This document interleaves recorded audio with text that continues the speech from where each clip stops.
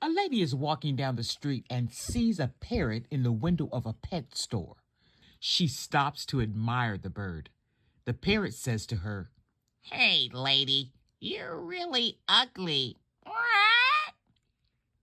Well, the lady is furious. She storms past the store and goes on to her work. The next day, she sees the same parrot in the window.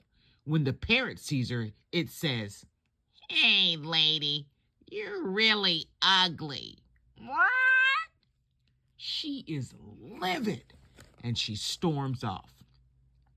A day later, she sees the same parrot, and once again it says, "Hey, lady, my God, you are ugly." The lady is so furious that she marches into the store and threatens to sue the store and have the bird killed.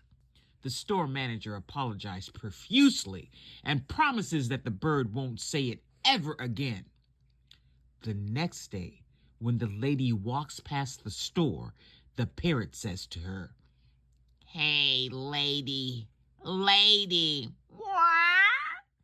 She pauses and scowls and gives the bird an icy stare and says, "Yes." And the parrot says, "You already know."